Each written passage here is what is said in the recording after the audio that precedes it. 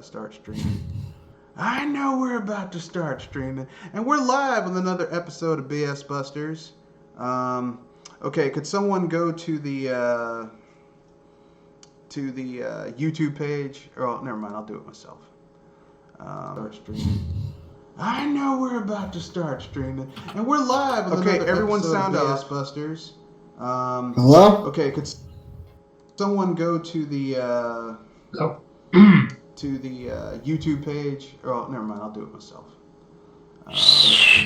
Okay. I know we're about to start streaming, and we're live with another everyone episode sound of off. BS Busters.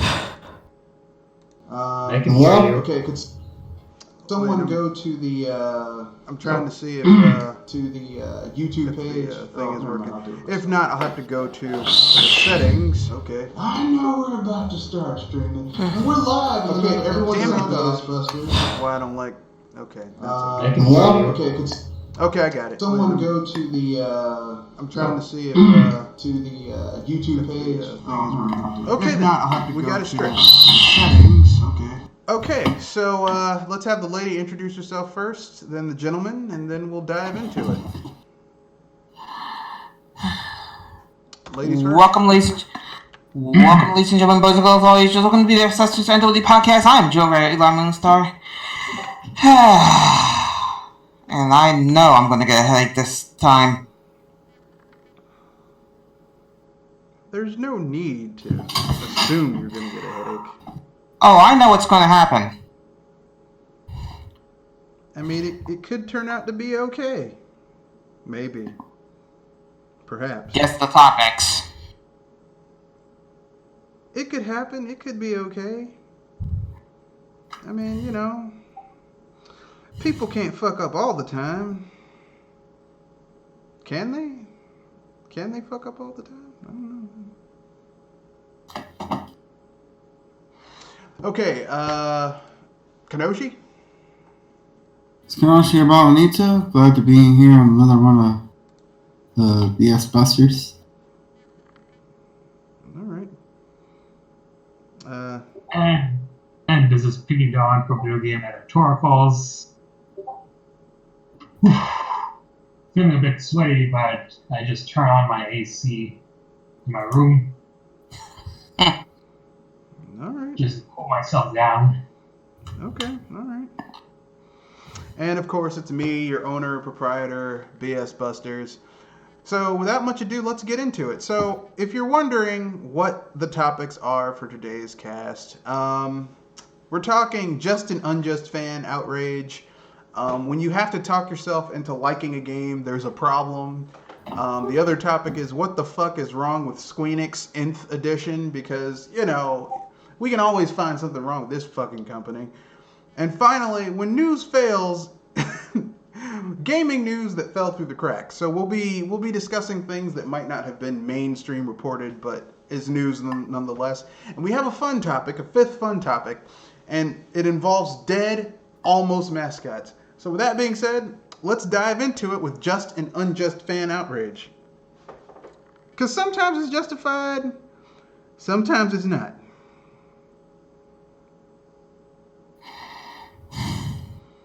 So, who wants to touch that topic first, or shall we just, you know? Move on.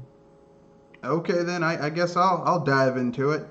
So we have just and unjust fan outrage. So I guess the first thing would be, as just fan outrage would be, you know, people getting pissed off about Activision Blizzard and the whole Blitzchung thing. That's just fan outrage. People being angry about that shit. Totally justified. Unjustified? People sending all types of review bombing and shit like that about Pokemon Sword and Shield. That ain't right. It was never right to begin with. That ain't right. Right. Wait, why were they? Why were they? Oh, you know sending better, review Pinks. bombs? It is What? because of the national, because not every Pokemon. And you know better, Pinks, because if anything, this is going to be a disaster. No, because let- Game Freak destroyed their own selves. No, let him make his argument, and then you can offer your rebuttal. Go ahead, Pinky. Give your argument.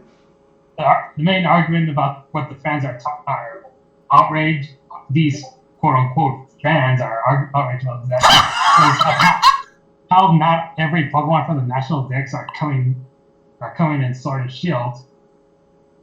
And to which I said it was expected since this is it's their first HD game.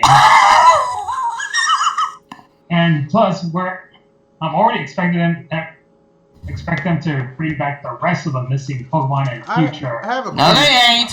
I have a question. Didn't Game Freak also make Pokemon Go? Pokemon Let's Go? Let's Go Pikachu. They do help with it with the power of Niantic. Isn't this game running on the same engine? Aren't both of these games HD? So isn't it a misnomer to say that it's their first HD game? All right, it's mixed. That's a mixed question because Pokemon Company is working with Niantic with this one. So, I mean, that's kind of can we just, look, listen, okay? I am of the camp that review bombing and talking shit about them is not the right way to go, but I'm also not going to ignore the fact that they're taking away features that have been part of the game for a long time. Yeah, a long time.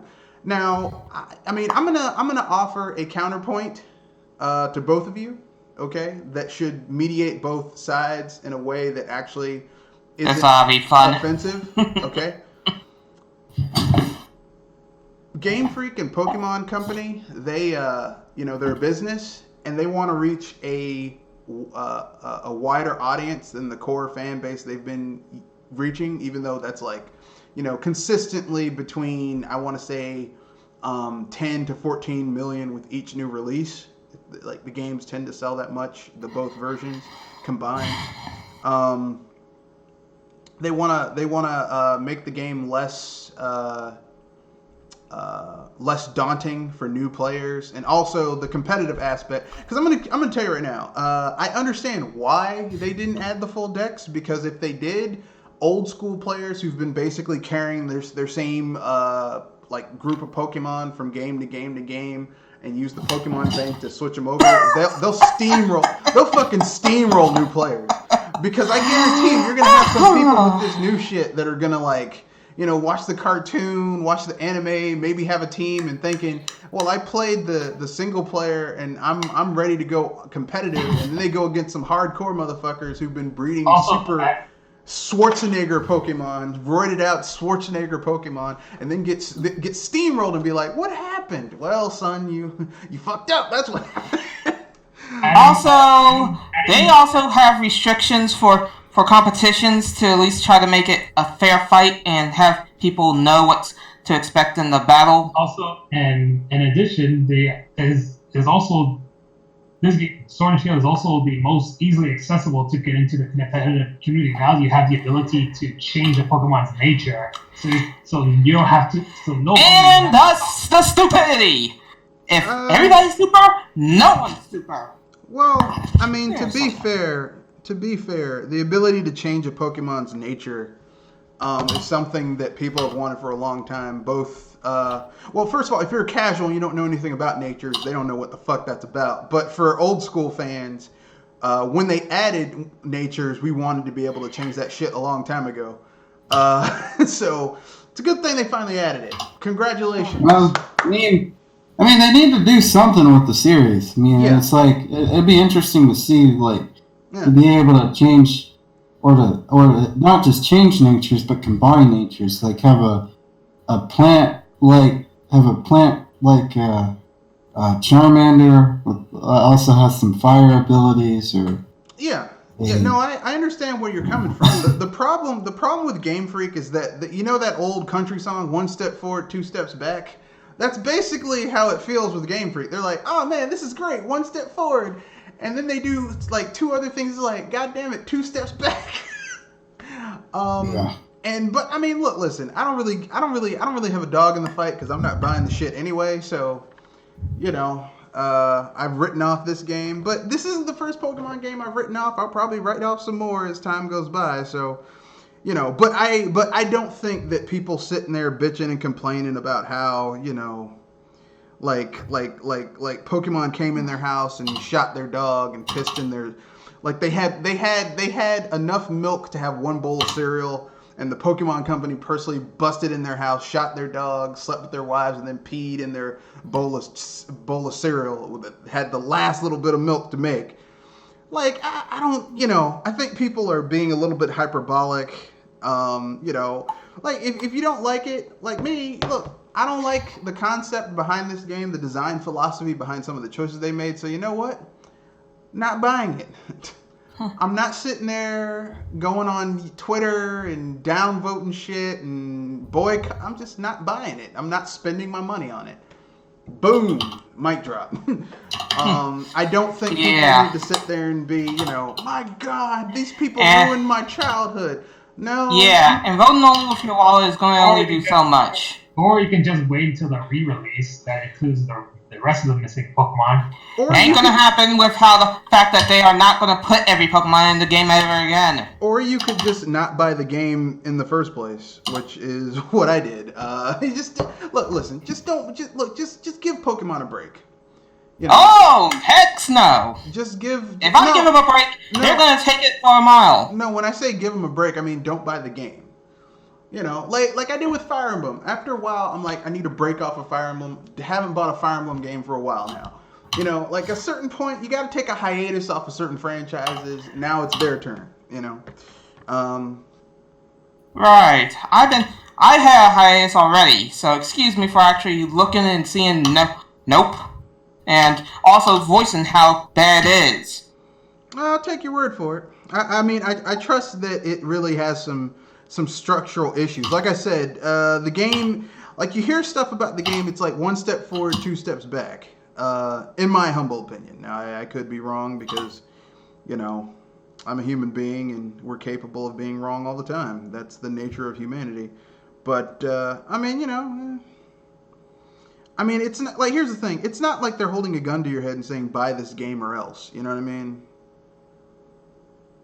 Like, you don't have to buy it. Like, I don't know why people are so up in arms about it. Because you don't have to buy it. And if Pokemon makes so many changes that you don't want to play this, you don't like where they're going, I have a solution for everybody.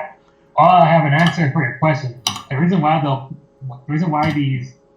these complainers will still buy the game is so that they can show footage of them purposely being bad at the game. I don't know about that. I don't think Pokemon gamers are like Bethesda gamers. I just think that, they want what they want. And they've been trained to want it because it's like a lot of these features have been in the game for years and years and years. And it's kind of odd that they're taking them out now or neglecting them now. But, hey, if you don't like it, don't buy it. Look, listen, if you make this into one of the lowest selling Pokemon games ever, by not buying it, Game Freak will get the fucking hint. Because it's like, here's the thing. Here's what people need to understand about Game Freak and Nintendo.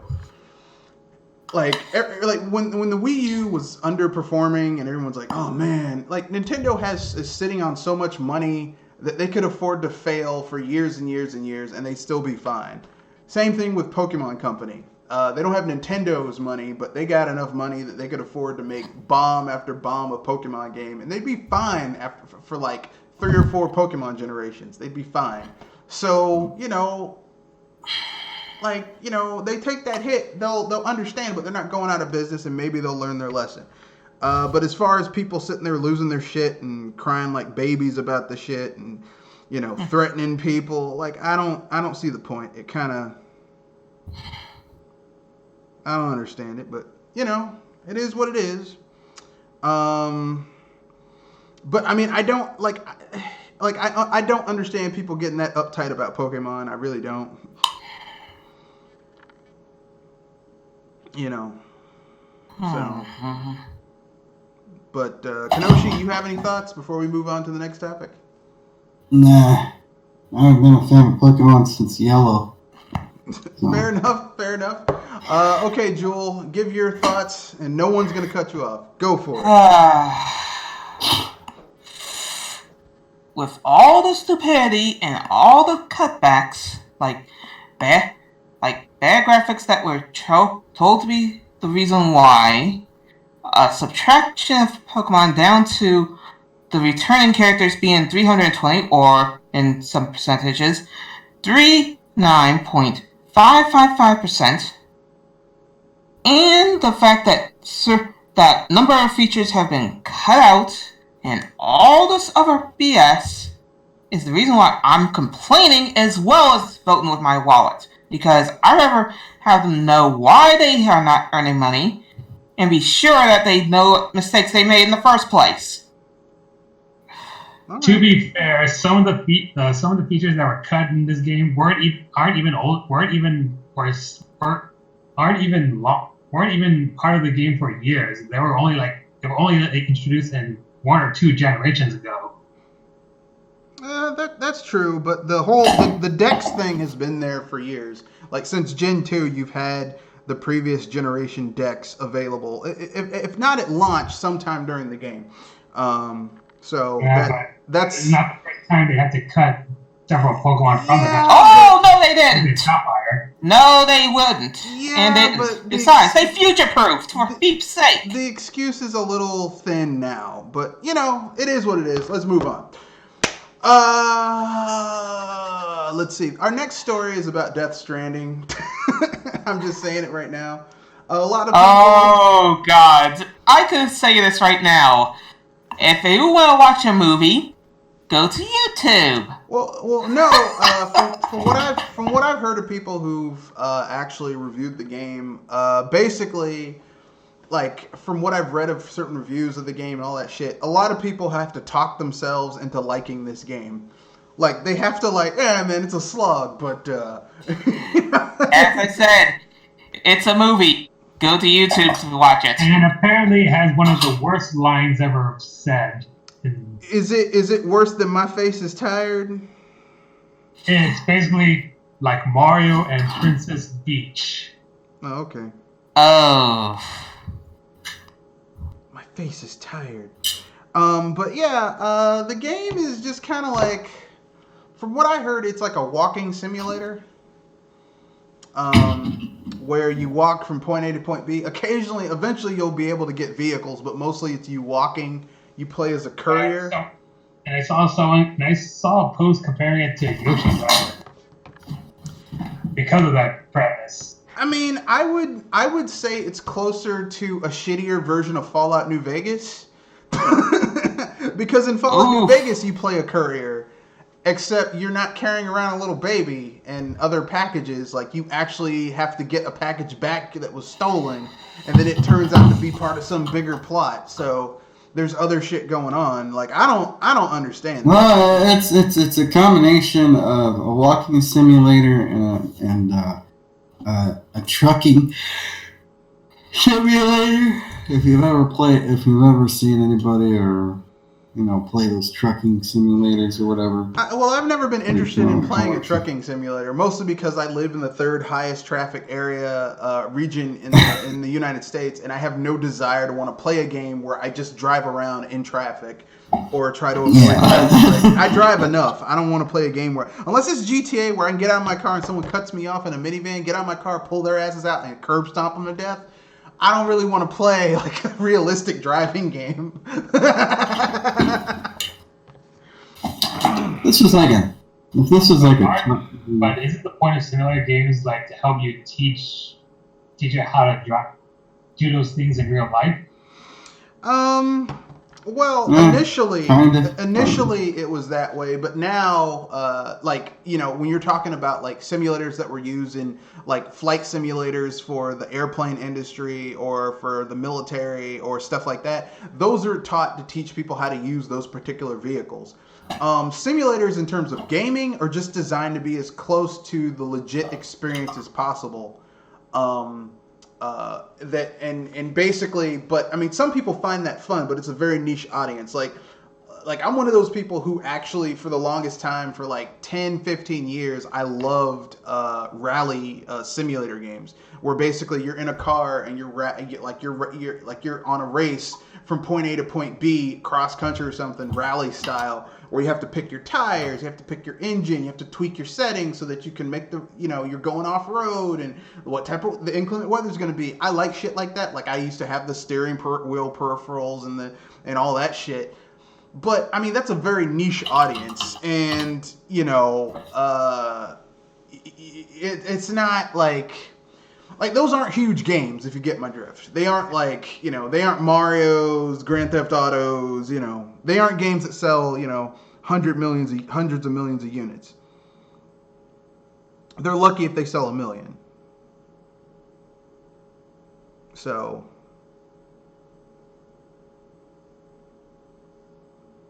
it's like the fact that the game is basically a walking simulator is kind of, amazing. It's amazing that someone would make this game. That's It's also amazing that Hideo Kojima made this game, and it's amazing that reviewers are trying to talk themselves into making this game sound like it's good.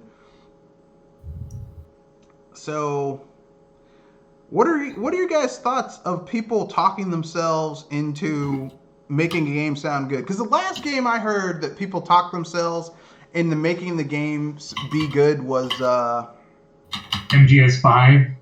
No. These people are really wanting to see a movie come from Kojima. Dragon Age I'm Inquisition. just gonna say it. Dragon Age Inquisition. Well, he probably would make a good movie. I mean, considering everything he does is just a knockoff of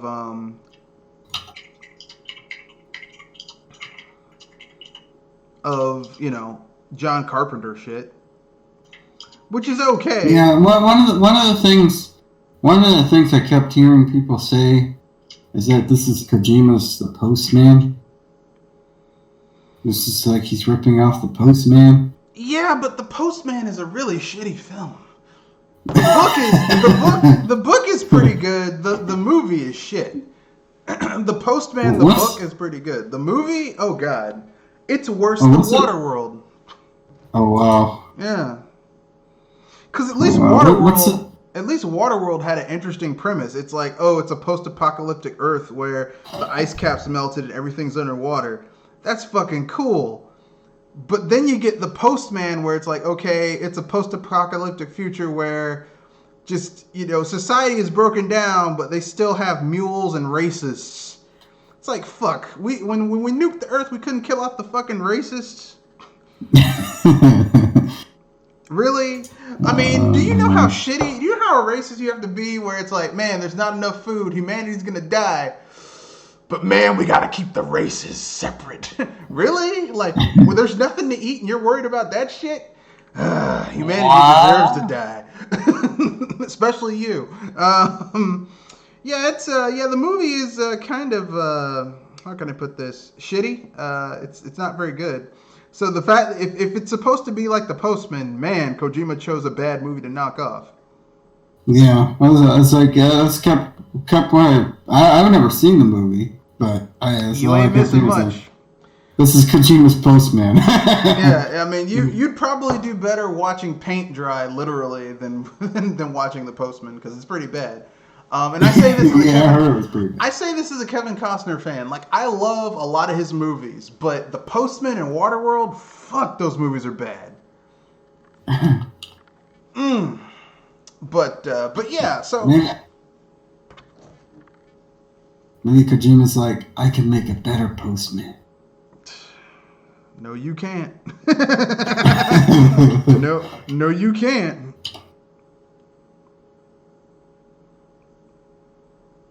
No, you can't make a better Postman, bro. The reason I brought this topic up are there any games that you can think of where people talk themselves into making the game sound like it was good? Like, I remember IGN gave that high score to Dragon Age 2. They were like, Dragon Age 2 is a good game. I was like, Shit, really? You gonna go with that? I would say I'm trying to remember, but X-Play tried to give some high reviews, as far as I could tell, to some games that made me say, really? I mean, I'm trying to remember which episode. When they said that, I was like Bill Duke from Menace to Society, where he's like, where he said to that kid, you know you done fucked up, right?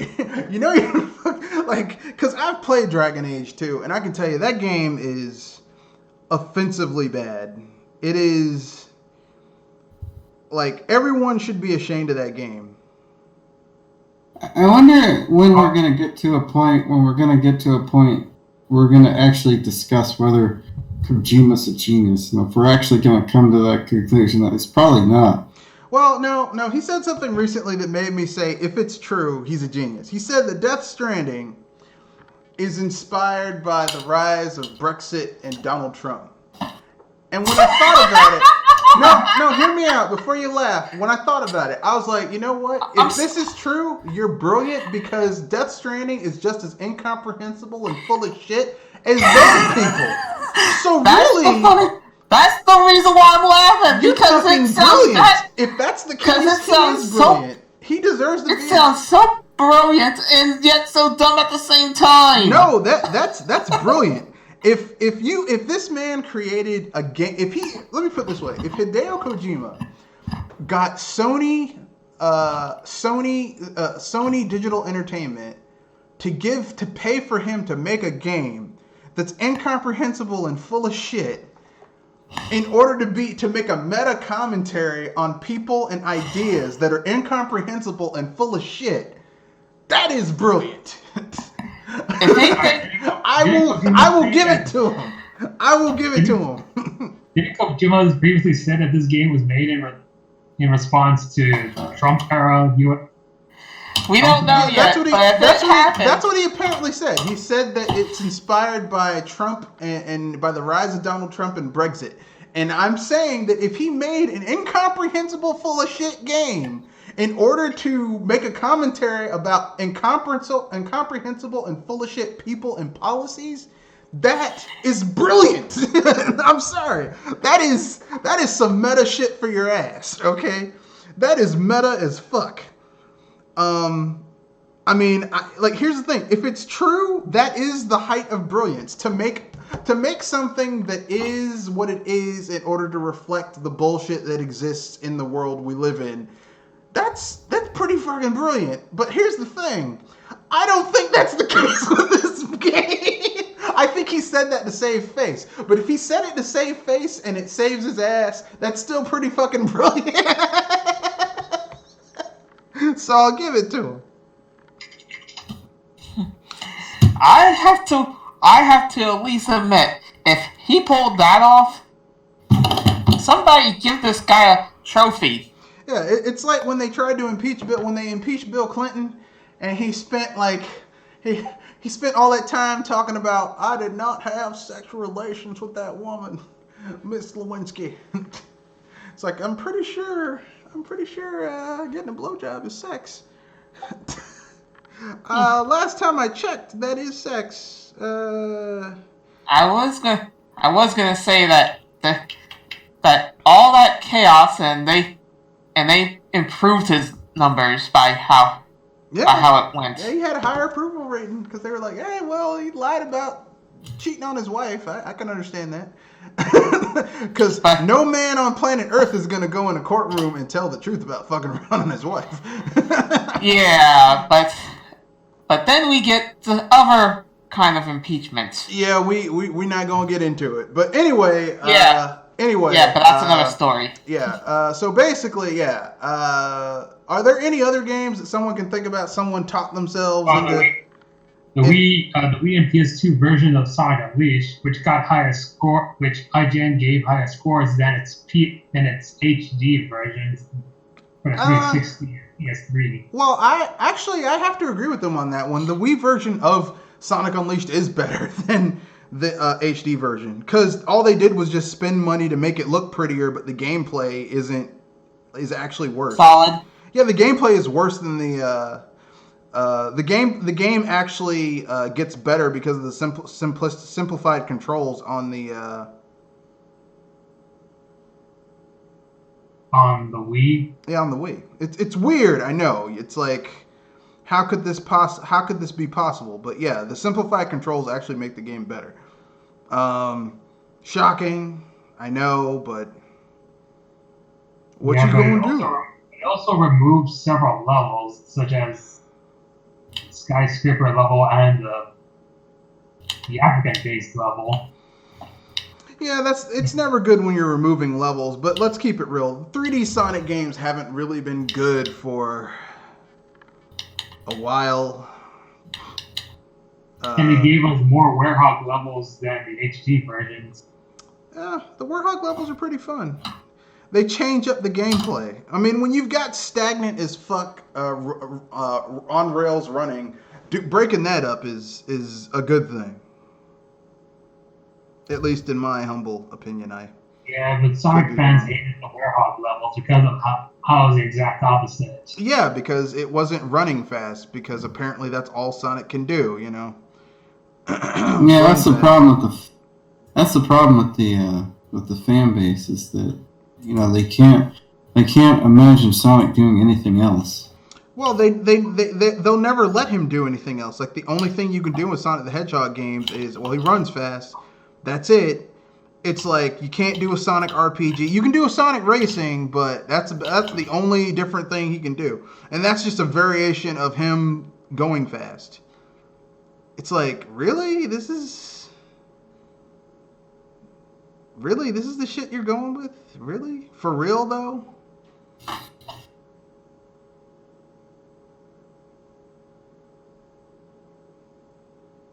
So, anyone else have any other games that they were like, man, I can't believe they said this was a good game, because clearly it's not.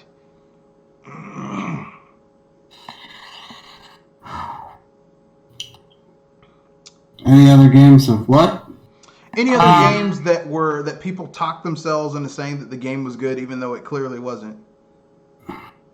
I got one. Fallout 76.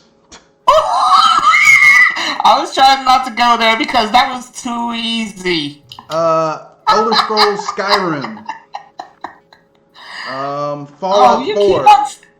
You keep on stealing some of my stuff, because that was actually funny.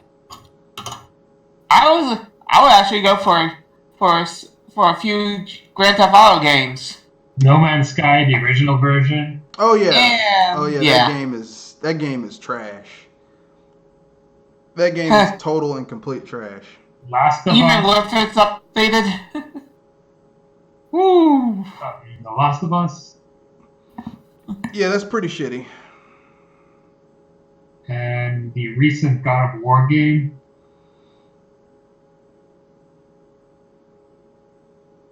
You mean meh, the game? Like God of War North Edition. God of War, why the fuck is Kratos still a character? Good question. God of War, no one gives a shit about this character anymore. Go away. God of War, why'd you change the voice actor from the black guy from Living Single, the black lawyer Kyle, to some random generic guy? Taking away good jobs from people who needed it. Dirty motherfuckers.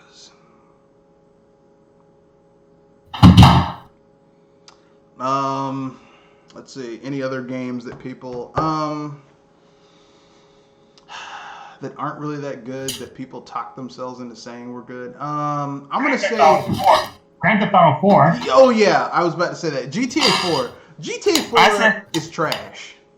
I said a number of the GTA series because I wasn't sure if you'd go 4 or 5 or somewhere in between. Well, here's the thing. 5 isn't great, but compared to 4, it's a goddamn masterpiece. GTA 4 is a step back in so many ways. It's like, no. The main character is fucking annoying as shit. The music, the radio stations are trash. The gameplay mechanics, driving, like, the one thing you could say about the 3D GTA games is driving, while it wasn't great, when you got the atmosphere down, when you put it on a radio station and you were just driving around the city doing whatever, it felt good. GTA 4, just even the driving is trash in that game. And I have it on, I had that game on PS3. I also have it on PC.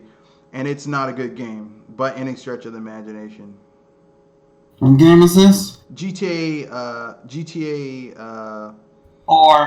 4. Oh yeah, that's a bad game. That was a game. I think that was a game people were really. That game was overrated.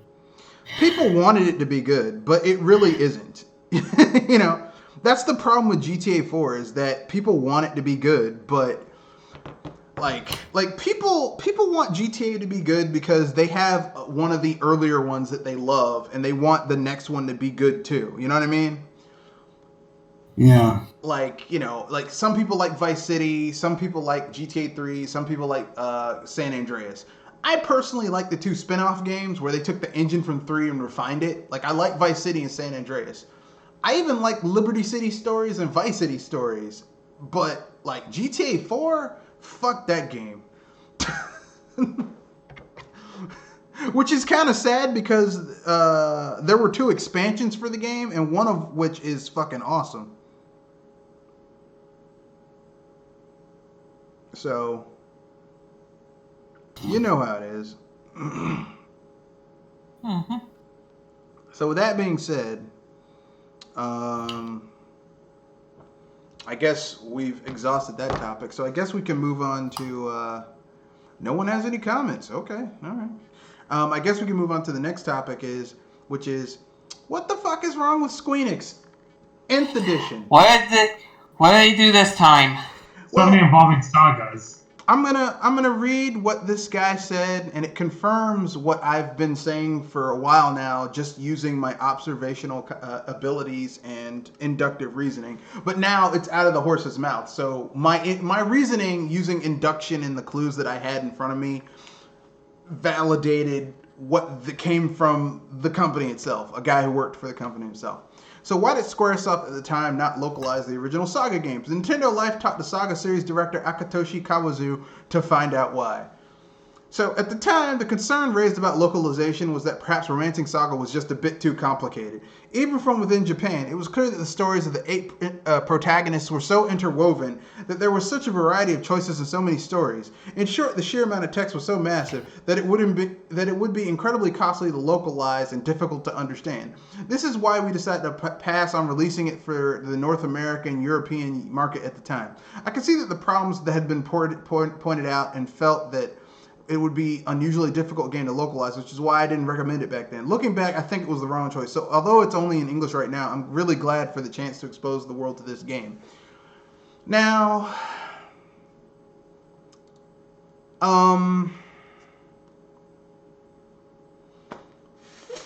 it's this type of thought that basically got us from getting a lot of really good Squaresoft games back in the day. It's shit like this that made it so that we didn't get Live Alive. It's shit like this is the reason why we didn't get Seiken Densetsu 3. It's shit like this is why we didn't get the entire Romancing Saga trilogy on the SNES. So you're telling me they just didn't want to put in the work? Well, they didn't want to spend the money to localize it first, and secondly, us Western gamers were too fucking stupid to understand multiple protagonists from different viewpoints, which is hilarious because, like, JRPGs are based off of D&D, which all D&D is multiple protagonists from different viewpoints. But us stupid asses can't understand the derivative of a genre we created. We're too stupid. Which is essentially what they're saying. If you essentially think about what they're trying to say. And I find that offensive. That someone would think I'm too stupid to understand, basic shit. But that's Square Enix for you. Yo dumbass can't understand multiple protagonists. You too stupid. Mm-hmm. Dumbass. which I'm a little offended by. I'm just saying, I'm a little offended that they would think people are that stupid. You know what I mean?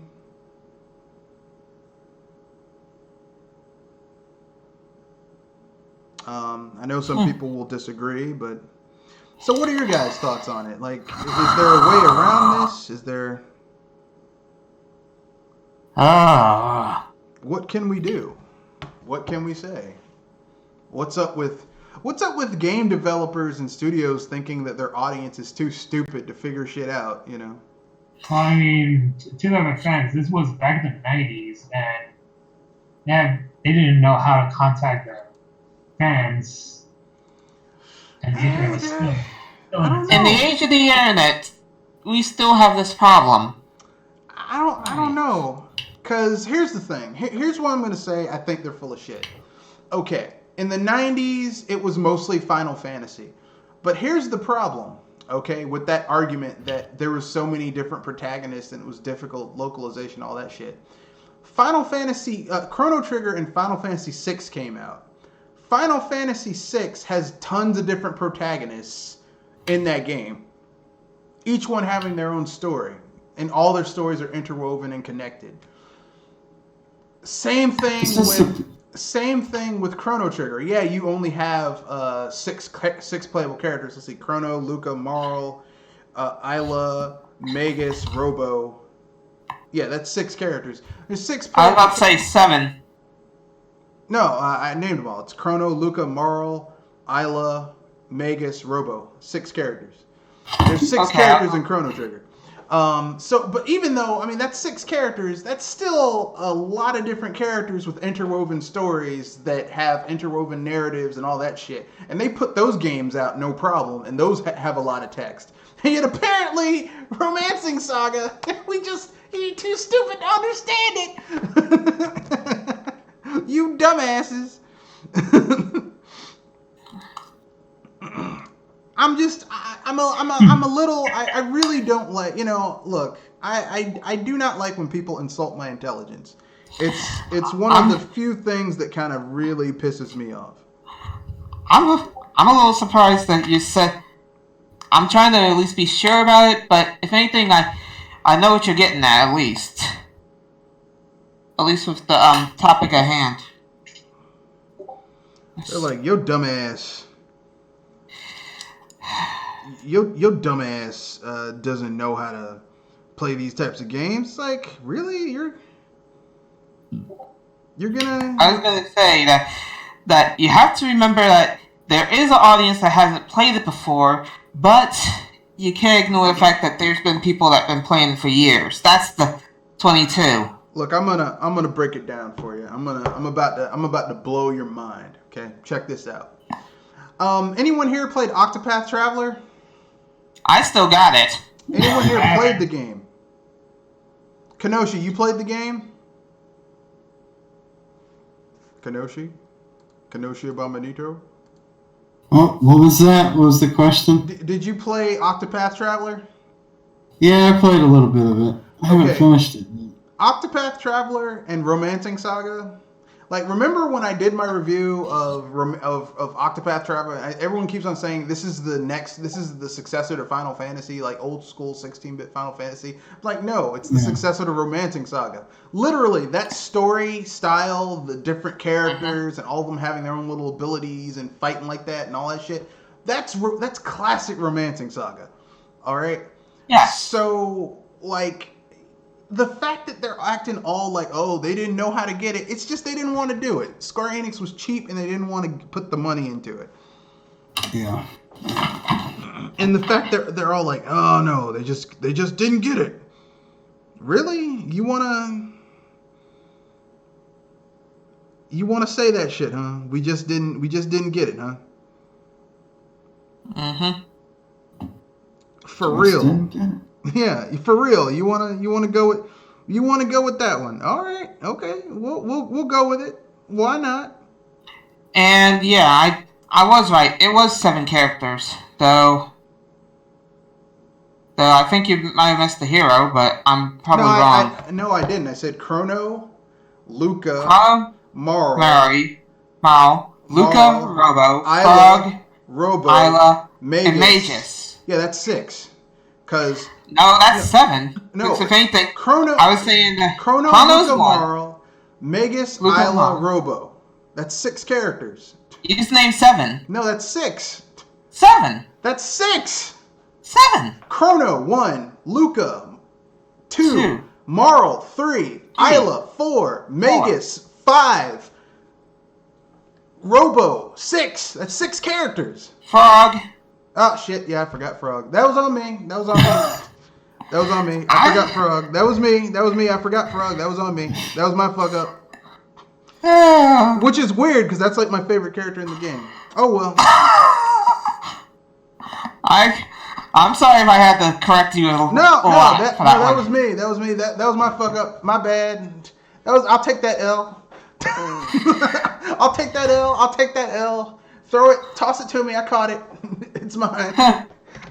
I'm filing custody on the L. I'll take that L. You're forgiven. So that makes my overall case even stronger because that's 7 characters with multiple storylines that are interwoven, and yet they couldn't do Romancing Saga that had fucking 8. Really? That's one extra character.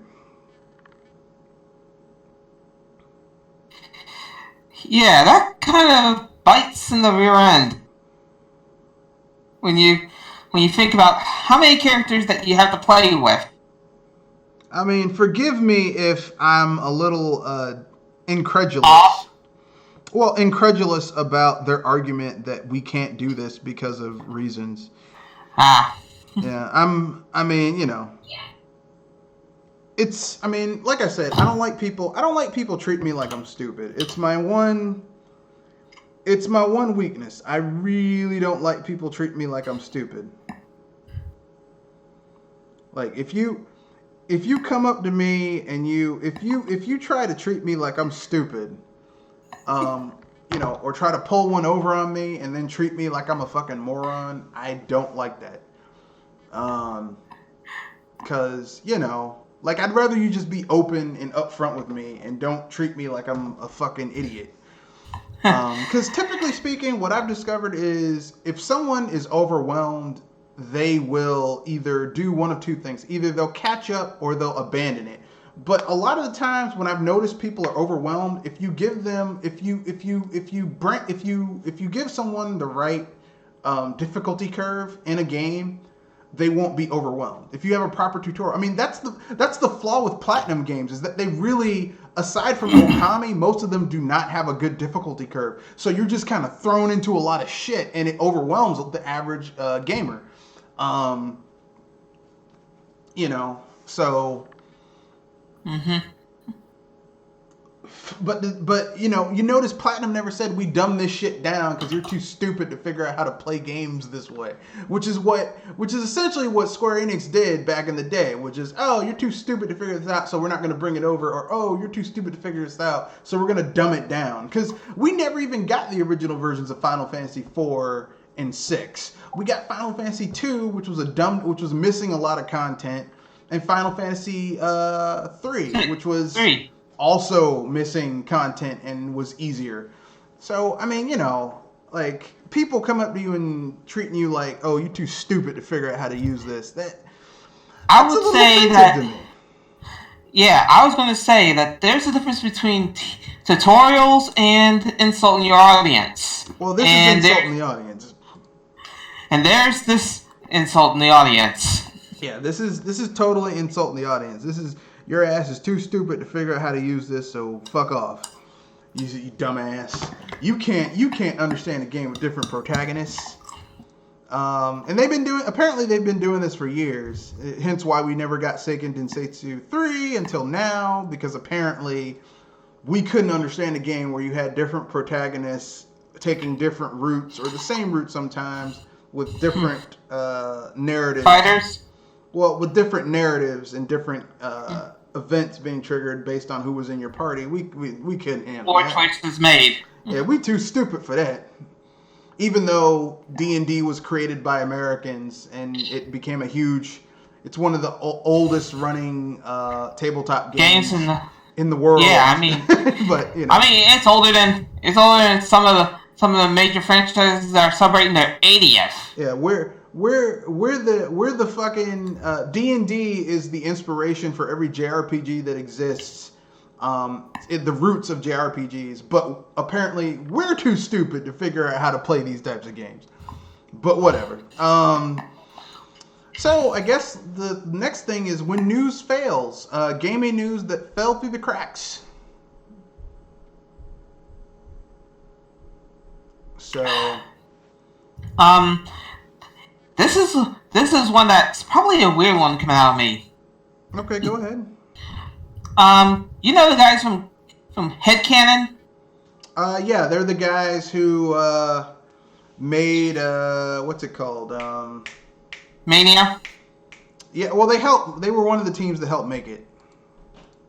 Yeah. Well, they had a Kickstarter and it kind of flopped on them recently. Yeah, it was about a game of their own. I think it only they wanted $275,000 and they only wound up getting like $1,500. No, I think it was like 10,500. It was some ridiculously. And then the guy came out. Yeah, then the guy came out. He's like, "Yeah, man, we're in financial trouble and we need help. We're gonna get our shit together." You know, I was like, "God damn." I was gonna say that they probably need to cut their losses and try again. Yeah, I mean, here's the thing. Indie game studios have it hard. I'm not gonna lie. They kind of get the short end of the stick on a lot of stuff. I was gonna say, where do we begin? I mean, because, okay, how can I put this? Basically, game development is like, either you go indie and you struggle in order to get the crumbs that fall off the table, and occasionally you'll get the whole pie. You'll be like the guy who did you'll be like Yacht Club Games where they got the whole pie, or the Hollow Knight people where they got the whole pie. But generally speaking, you're not going to get the whole pie. You're going to get crumbs. Or you sign with a publisher and work for the devil. For the devil. Yeah, you work for the devil, where the devil gives you a hot, steamy meal by shitting in your mouth. Like EA. Oh, did you have to go there? Because that was not you could tell from the lead up where I was like giving you a hot, steamy meal that it was going to be disgusting. Yeah. You knew it was going to be bad. You had to use EA of all people. Well, yeah, because that's what EA does. They literally basically if you're a studio. I was about to say. They're the easiest one to punch. Well, I thought you would go for Bethesda. If you're a studio, Bethesda hasn't really bought a lot of studios and destroyed them yet. Notice I said yet. Microsoft bought studios and destroyed them. I mean, has anyone forgotten Rare? Oh, that was one of the ones I was. Believe it or not, I was expecting you to go Microsoft for that one. I mean, I don't know about you guys, but it hurt my heart when Rare was destroyed by Microsoft. You know, because I loved Rare. Rare was one of and they were going downhill, but they could have been safe. Let me put it this way: Rare, I would rather take Rare when they were going downhill under Nintendo than Rare as they are right now. Okay, Rare during the Connect days. Yeah. Anyone want to play Connectimals or Connect Sports or Gravitars? Any of that shit? One of the PlayStation Pug stick play with Connect game, especially if it features a certain race differential. I mean, I'll be honest with you. I would rather play. I would rather play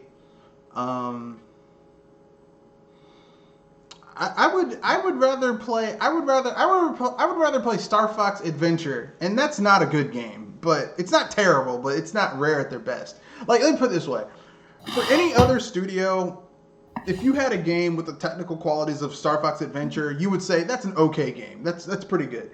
But for what Rare used to be, that's not a good game for them. You know what I mean? But you'll be better off with that than with what they did on the Kinect. Yeah, what they did for Microsoft and Xbox One for the original Xbox and the 360. Look, I would take 100 Star Fox Adventures over Grabbed by the Ghoulies and cameo Elements of Power. Well, I mean, okay, they did Viva Pinata 1 and 2, and those are pretty good. But those don't even feel like Microsoft games. Those feels like Nintendo games. Could you imagine Viva Pinata on the Wii with the Wii motion to smash the pinatas? To get candy. That would have been fun. That would have been a good game on the Wii. I don't know why the fuck it was on the Xbox, but fuck it, why not? Or Conker's Bad Fur Day, the HD remaster that was shit because it was censored. Yeah, I have no idea why they censored that game. Or Perfect Dark Zero. Sorry. Why did they censor that game? Because it had a cute red squirrel as the main character, and people didn't understand that even though the main character of the game was a cute red squirrel, that Conker's Bad Fur Day is a fucking M-rated game where everyone curses. I mean, hell, it's got a king bee pollinating a female flower. There's cursing, there's ball biting, there's all kinds of lewd intermissions. Ball biting? I don't remember. Or ball busting. There's ball busting. There's ball busting. There's female body parts, female exposure. genitals. Well, you don't see anything, but there's totally, implied. There's lots of sex in the game. It's gory. It's really violent. It's crude. It's lewd, it's lascivious, and I love it. And, most importantly, it has a great big pile of singing shit. Which is really the pièce de résistance. Where's the song for it? What'd you say, Kenoshi? Weren't people familiar that game was not a game meant for children? No, because this is Microsoft that bought it. This is the same company that thought when they bought Rare that they bought Donkey Kong as well. Like, hey, didn't we buy Donkey Kong when we bought Rare? It's like, no, you stupid motherfucker. You stupid bastard. So, Microsoft Rare under Microsoft has not been It hasn't been good. It's like Rare under Microsoft is like, how can I put this? Rare under Microsoft is like when you watch those movies, those drug addict movies that you watched with your parents when you were a kid that were rated R, but your parents wanted to see the effects of drug addiction, so you'd watch it. And the point where the male character wants to score some drugs, so then his or her friend walks up on him, and it turns out they're either performing oral sex or some other form of sex for drugs, and it's like, God damn, this is fucked up. Like, in your head, you're like, man, I'm never getting on meth. Well, basically, that point where that character is doing those things in order to get drugs is basically how I feel about Rare. At this point at Microsoft, they're basically at that point in their career where it's like, yeah, you're just all fucked up, aren't you? And it ain't coming back. Thanks a lot, Rare. It's not good. Rare is not in a good position right now. In my humble opinion, they're not in a good position.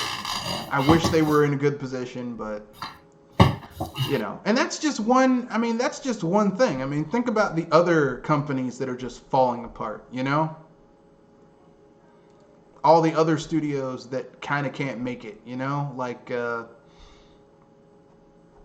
well, none come to mind immediately, but we can probably find some, it's BioWare. BioWare is falling apart. Yeah. I remember when BioWare used to be considered one of the premier Western RPG studios, but they fucked now.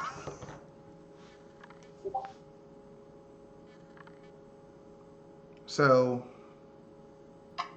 any other buried news stories people want to bring up before we move on to the fifth topic? Does that include any rumors or leaks?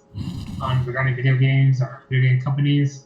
Here's one. Nintendo files the 5th Eternal Darkness trademark extension, which in subtitle also says doesn't mean a damn thing because they keep on filing extensions and they're never gonna do anything with the fucking game. No, I'm joking. It doesn't say that. I was about to say, please do not let this be a Tony Hawk joke. I mean, I would rather them just fucking make. I would rather them look. If they're not gonna make a new Eternal Darkness, I have a good idea. Do a HD remaster and bring that game to a new Generation? A new generation, yeah. Because it's one of those lost GameCube games that a lot of people talk about, but a lot of people didn't play. And it doesn't even have to be physical. They could do digital and just, Yeah, and they have to update it a little bit, so it could really mess with some people's heads. Yeah. They probably don't want to pay Dennis Dyack any money. That's why they don't want to re-release it. Well, no, they own the game outright. Like, all they'd have to do is just maybe change the code just a little bit. And Silicon Knights and Dennis Dyack. Like, here's the thing.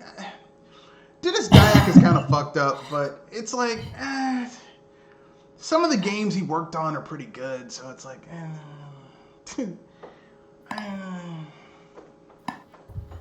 whatever. But any other buried news stories anyone wants to bring up?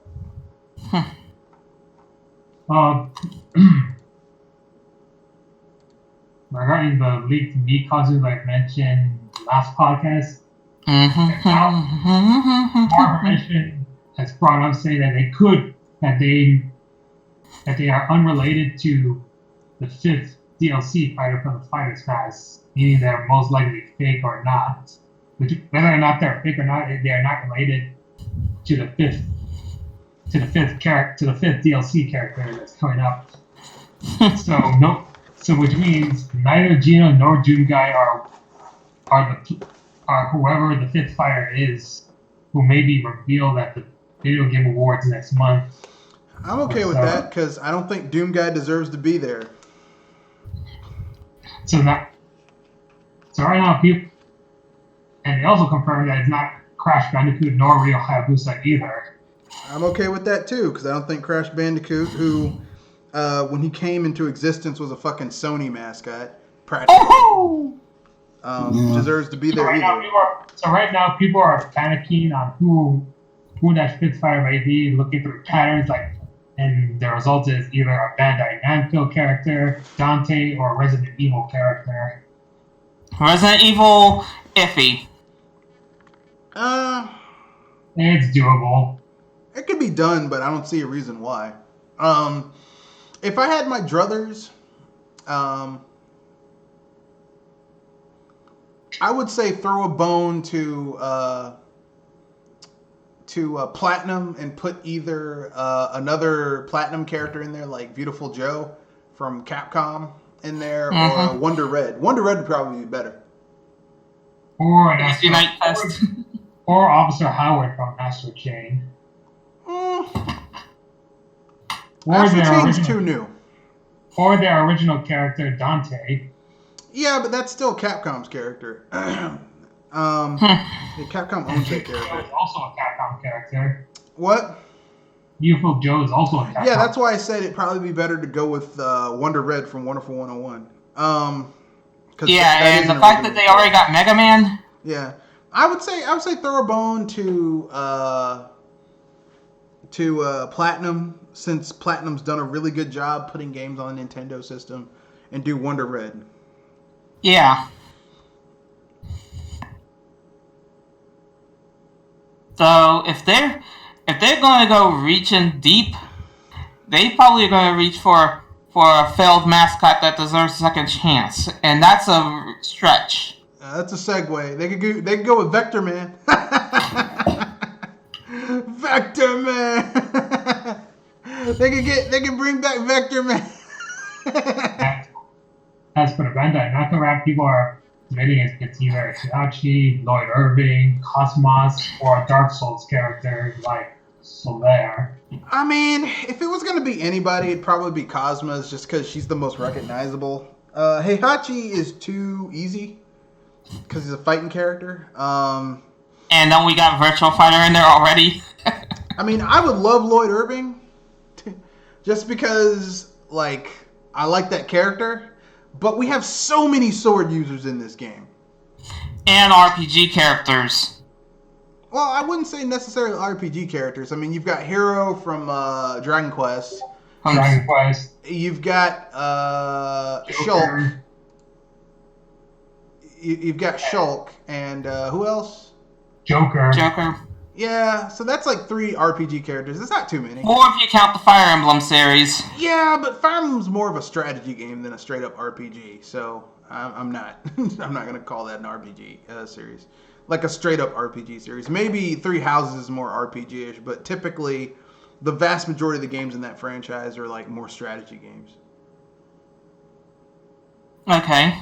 So that's only like 3 characters. It's not that bad. I mean, shit, there's way more Mario-affiliated characters in Smash Brothers than anyone else. And Pokemon, shit. Yeah, that would be the 4th, then. So, yeah. Kenoshi, you have any thoughts before we move on to the final topic? I don't know who they're going to have in Smash.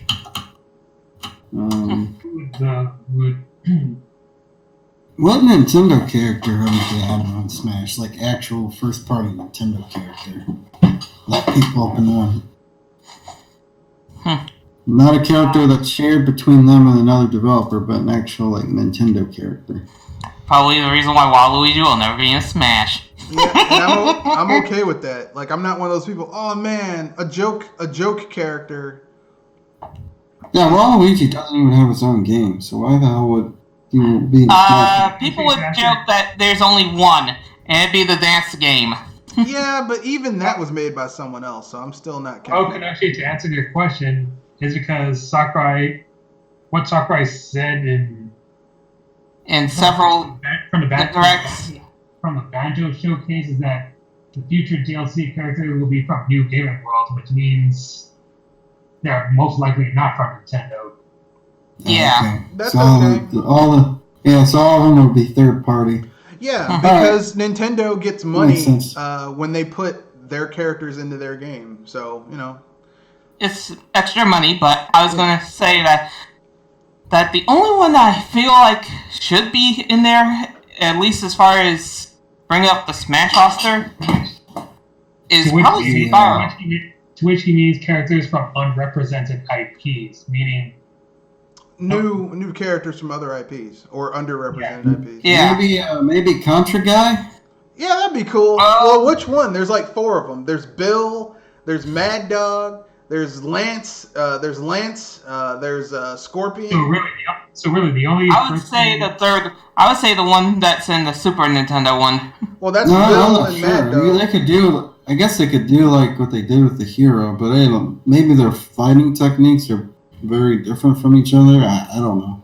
What? No, they're all basically just a dude running around shooting shit in the face. Yeah, so they could probably do what they did with the Hero. Well, just different skins. Well, that's what it was back in the day. Because like, there's like no difference between the black guy and the white guy in Contra, Super Contra, except like one's got blue pants and the other one's got orange jeans, which is kind of weird. But you know, it was the 90s. It's different player 1 and player 2. Yeah, it's the 90s. Parachute pants were hot. Sue me. Can't touch this. Can't touch this. Yeah. That was So that makes sense. It gets some Konami some recognition because they're not particularly. They've been fucking up lately. Yeah. They need to do something to get people back on board. I was gonna say, do you want me to go at their video game industry or their card game industry? I mean, like, here's the thing. They already put the Konami characters I really give a shit about in the game. I mean, we got Simon Belmont. We got Simon Belmont. I don't give a fuck about Richter Belmont. Fuck him. They got. They could add Bomberman, but isn't he a? Oh yeah, there is one thing I found that we could talk about. A patent for a gaming cartridge for the Sony PlayStation PlayStation for the 5 PS5 or the old PlayStation, like the one that was supposed to be the Nintendo Sony PlayStation. This one says from November 2019, so which means... Oh, so, yet again, Sony is once again not content to come up with their own ideas. They just steal someone else's. Like, Nintendo's got cartridges. Cartridges at this point make a lot more sense. You got SSDs.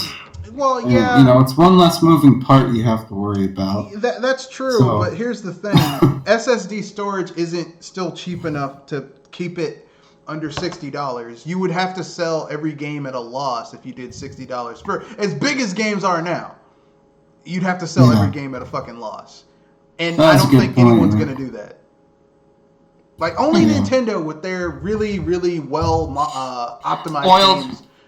Well, Nintendo makes their games for their systems, but other people don't because their games that you, like, part of the game's on the card and the other part of the games you got to download. So, like, I mean, they might have cartridges, but I don't think it's going to be the way people think it's going to be. It's probably going to be what you have with Nintendo Switch, where you're getting games. You're still going to need a fucking massive SD drive, a massive hard drive for all the shit you're going to have to download, and still not going to be enough.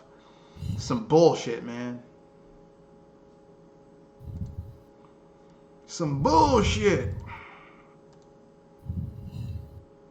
Well, I found looking at SSDs right now, 240 gigs, $30, $33, 256 gig, $27. Yeah, but $22. Yeah, but here's the thing: we're getting that's just for the storage. Then you got to think about all that other shit.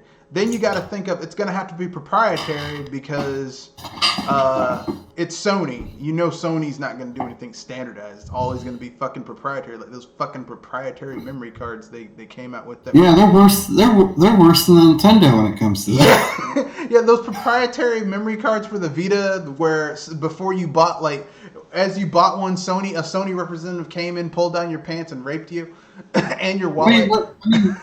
Nintendo just allowed you to use any SD card, and if you were doing anything hinky, they just break your console. That's how they solve the problem. Yeah, but Sony's like, hey man, you're gonna have to buy our memory cards that are like 30 to 40% more expensive than the higher end memory card from anything with a third of the space.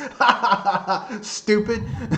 That's basically, yeah. So yeah, I just don't see that being a thing. What I think you're gonna see with the next consoles is, you might see a cartridge solution, but you're still gonna have to download shit to your hard drive.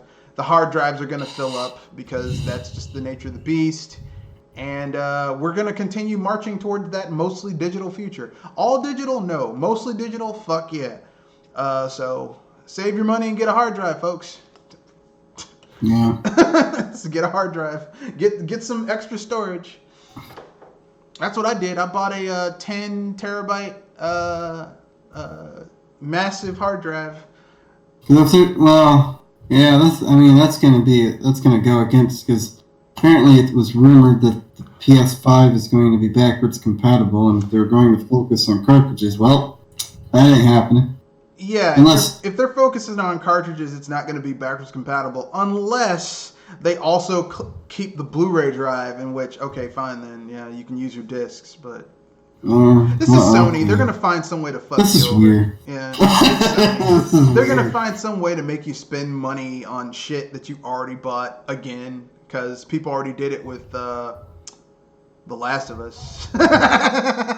They bought that shit twice.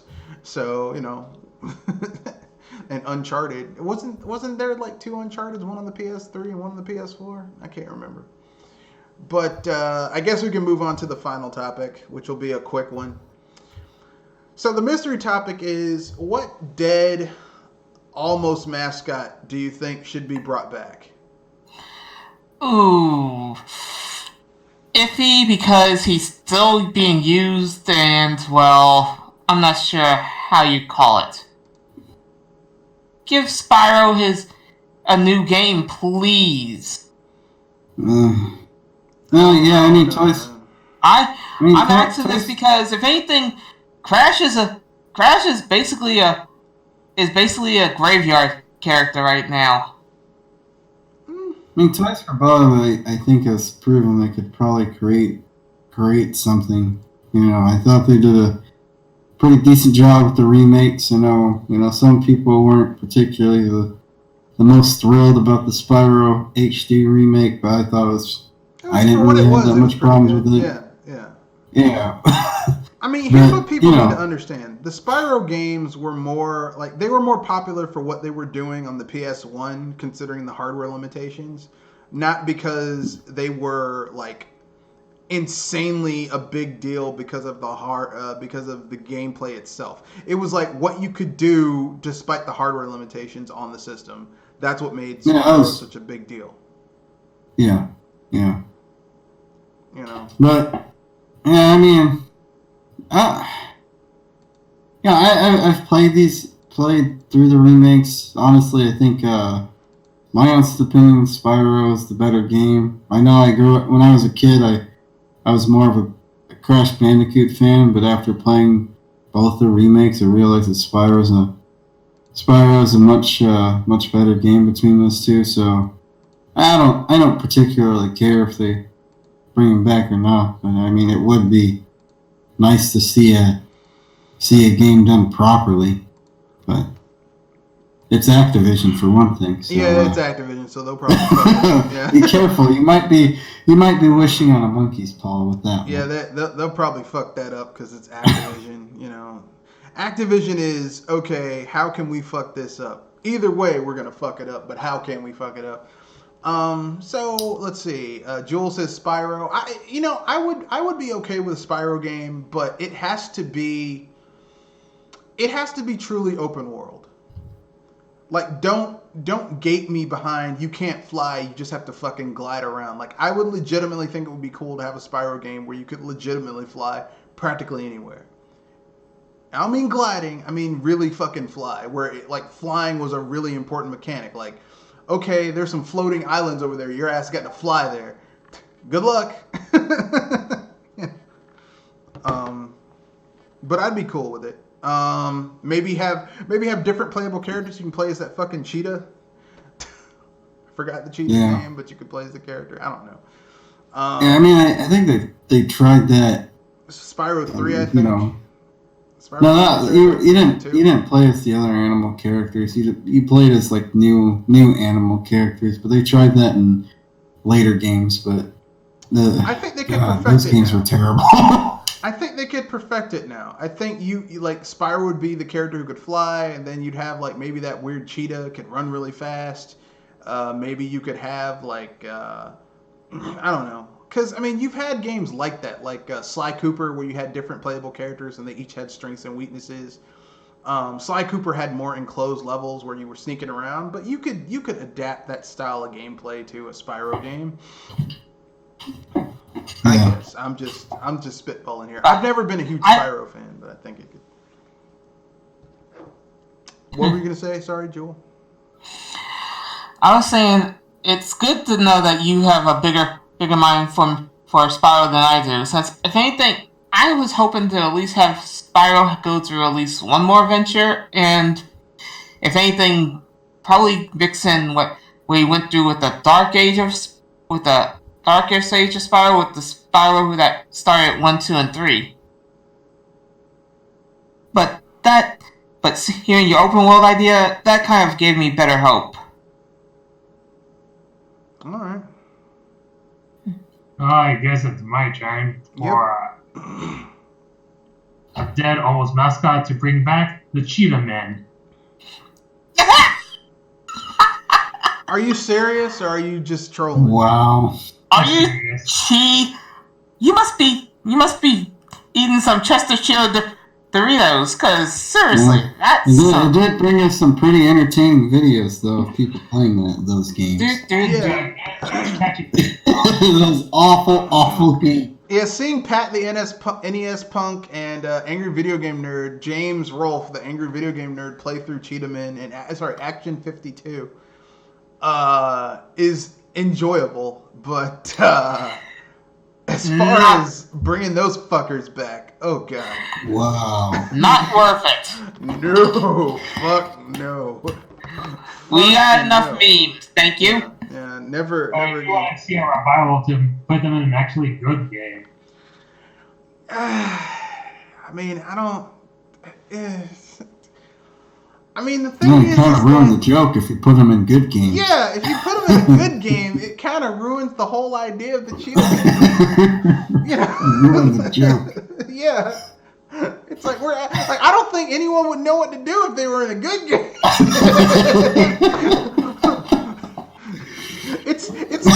It's like if you're a guy who's constantly hollering at this really hot girl and she's banging. She's got her shit together. She's got a fine body. Her face is awesome. She's got great teeth. She's intelligent. She speaks well.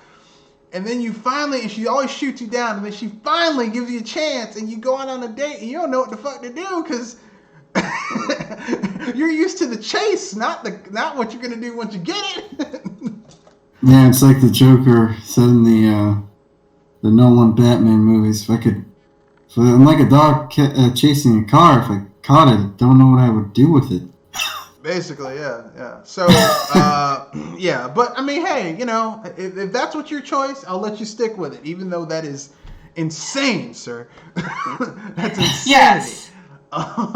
Seriously. I mean, Bubsy got a revival with an okay game. Yeah, the key word is that it's okay, but compared to the shit that came before, it's like a fucking masterpiece, but it really isn't. I was gonna say that Bubsy Games was considerably a revamp of being brought into the 20th century, while also having to be looked back upon as shit mediocre. Yeah. I'm being polite. But like he said, what could possibly go wrong? Everything, Bubsy. Everything could go wrong. So I guess it's Kenoshi's turn. Have you gone or? No, I haven't gone. Okay, go ahead. Well, the only thing I can think of is Banjo-Kazooie. What Microsoft needs to do is farm out Banjo-Kazooie to Playtonics. Let the original developers work on the shit. Exactly. I would agree with you, but that's almost like a cop-out, Kenoshi. Let the original people work on the shit. Was it that easy? Yeah, that's almost too easy. Oh boy. I guess I should go. I guess I'll go now.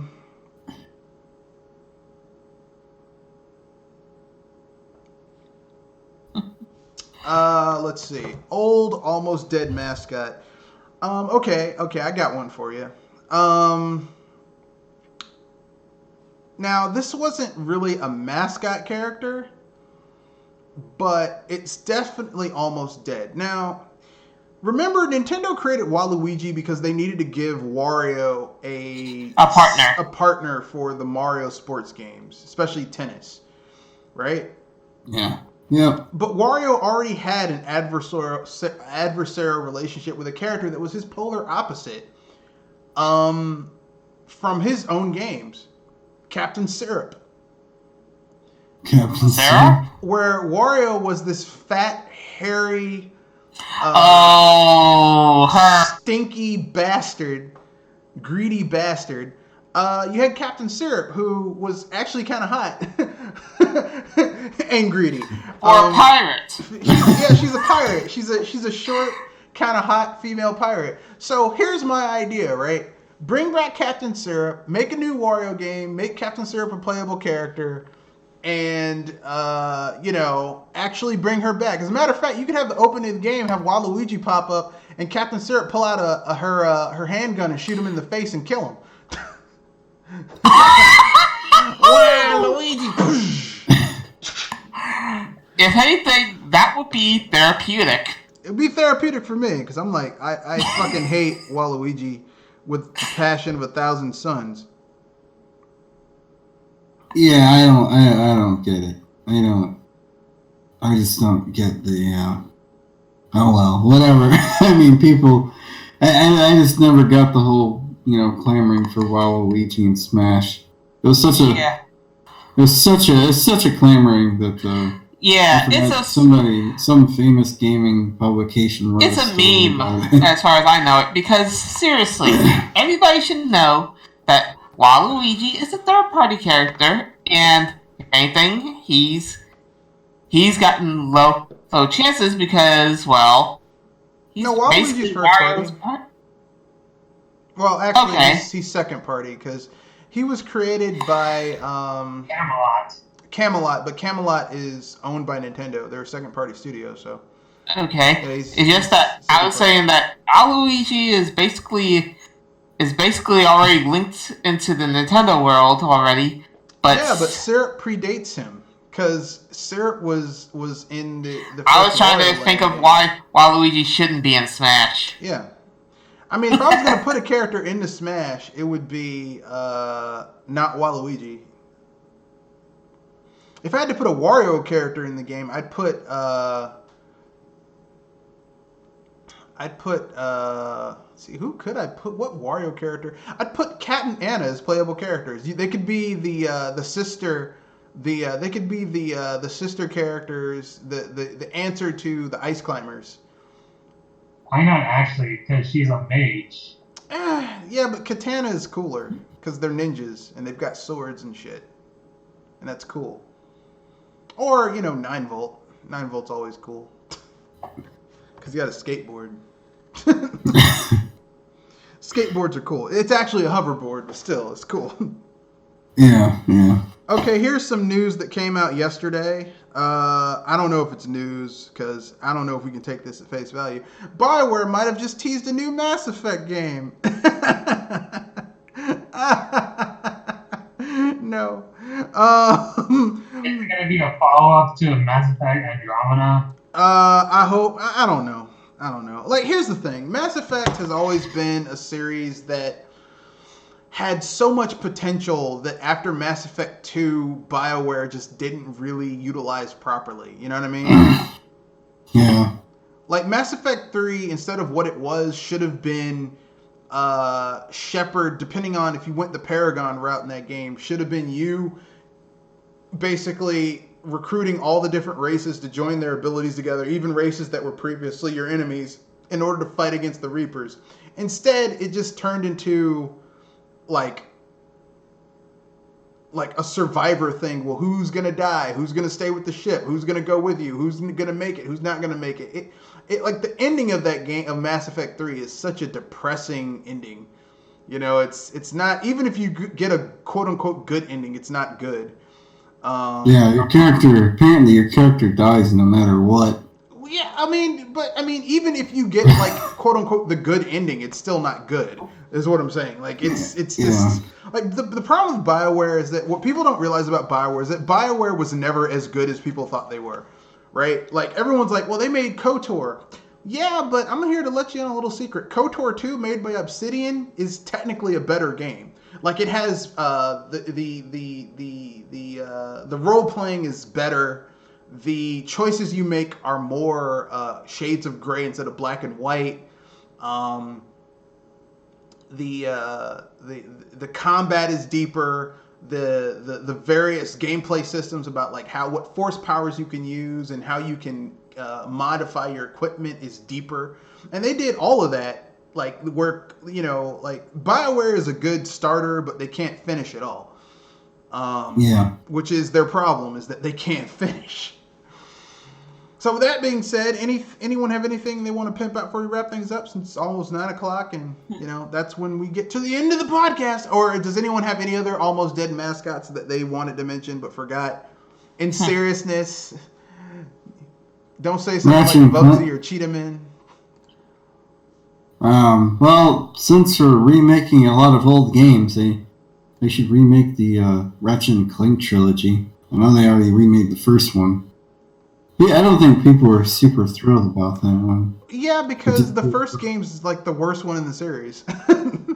It's really kind of bare bones. Like if they were going to remake one, they should have done Going Commando or Up Your Arsenal, because those are much better games.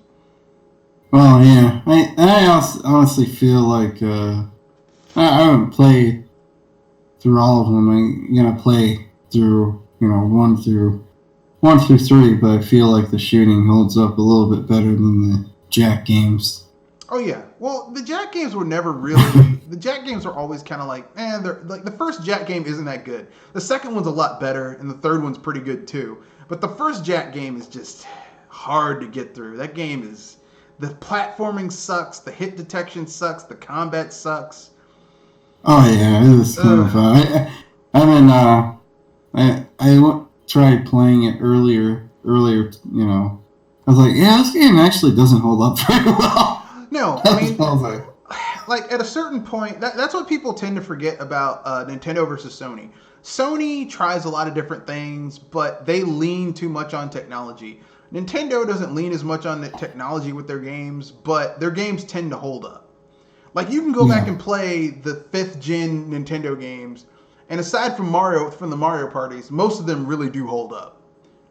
Yeah. Like even the original Smash Brothers, which by conventional standards is really bare bone, doesn't really have a story mode. The combat is rudimentary at best. But if you get some friends together and a pizza and some sodas, y'all gonna have fun playing that game. It's a riot. Yeah, beating Pikachu's ass with Donkey Kong. That's one of my most fun experiences. Oh man! Because I hate Pikachu as a character, so. I was gonna say, if anything, Smash is still a good pizza party game to go around with. Just be sure you do not find that one player that goes final field only. Well, in 64 you didn't have that. In 64 you could basically turn off certain stages, but really I was saying for the series in general. But 64 works. Yeah. 64 hits it, but that's just me. I prefer the.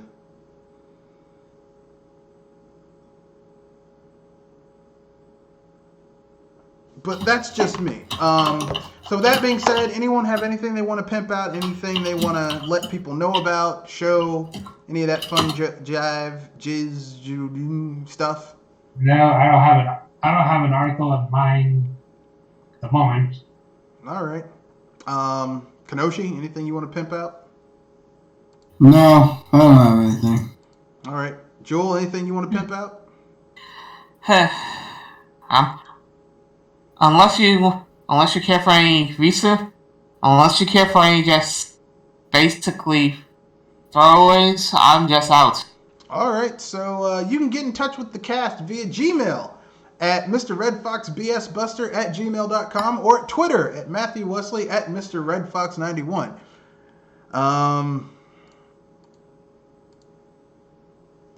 So this is Mr. Red Fox, owner and proprietor of BS Busters, signing off. Good night. Merry Christmas. Happy holidays. And drink responsibly. All that fun stuff. And let me get the fuck yous out the way. Fuck EA, fuck Activision, fuck Ubisoft, fuck Microsoft, fuck Rare under Microsoft, fuck Nintendo's mobile division, and a little bit fuck Game Freak. And fuck the people who are sending hate messages to Game Freak. I got a lot of fuck yous. I'm not going to get through all of them, but that's the ones I managed to get. So with that being said, peace, good night, enjoy, and have fun.